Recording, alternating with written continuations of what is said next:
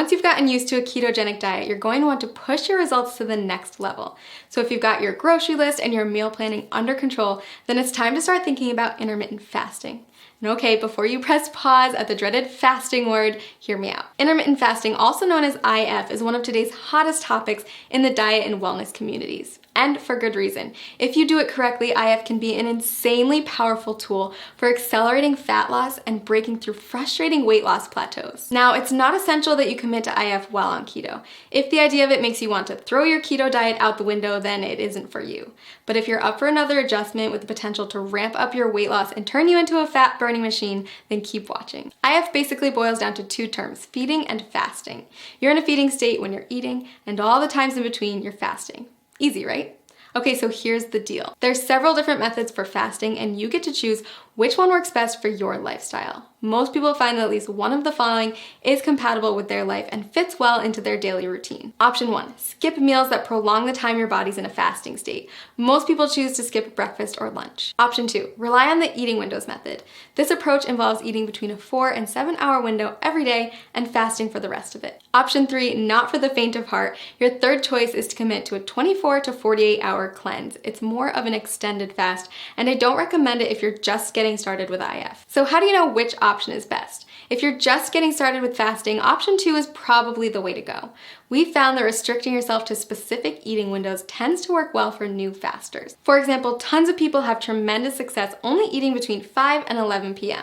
And don't forget that the time you spend asleep will account for a chunk of that time. Let's take a closer look at how it works. Say you finish eating at 6 p.m. and start eating again at noon the next day.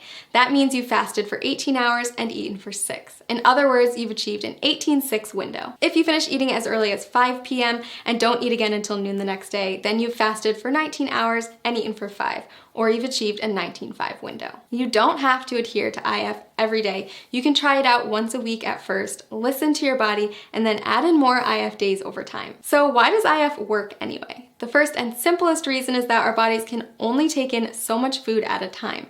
If you're someone who struggles with overeating or snacking out of boredom, IF can help to drastically cut those extra calories and keep you within your limits for weight loss. When your body's in a fasting state, it will begin to break down stored fat to use as energy. So if you're following a ketogenic diet, your body is already mimicking a fasting state since it's relying on fat, not glucose, as its main source of fuel. Just make sure that you're still hitting your daily macros and getting enough fat when you're in your eating window. If this sounds overwhelming, don't worry. We've got a tool that builds intermittent fasting into a keto diet regimen customized for your needs and goals. Click the link below this video to discover your personalized plan. And keep in mind that the benefits of IF go far beyond weight loss. After all, there's a reason why every wellness community is talking about it and why thousands of today's top performers have made it a part of their daily routine.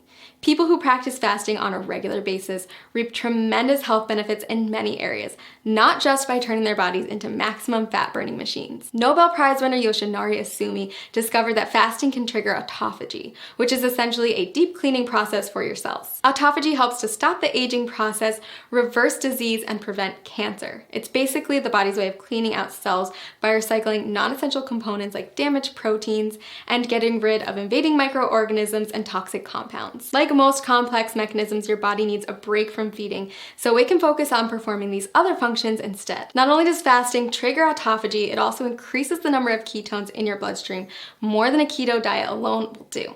When you start practicing IF, you may find yourself more focused than usual. That's because your body is running on ultra premium fuel. If you're on keto, you may have already experienced this heightened mental clarity. So consider adding IF to your routine, a way to get more bang for your buck, so to speak. Lots of people ask me if they can do IF if they're avid exercisers. If that's you, don't worry. Countless studies have shown that intermittent fasting is compatible with fitness routines and can even result in higher metabolic adaptations, improved muscle synthesis, and even better response to post-workout meals. So is IF right for you? If you're not afraid to change it up, burn more fat, focus better, and improve overall health, then I say give it a try. I've honestly never seen as much success as I do with people who combine a ketogenic diet with an IF lifestyle. It's truly the holy grail of weight loss and optimum health. Click the link below this video to create your own customized keto diet plan where you can easily add intermittent fasting into your daily routine.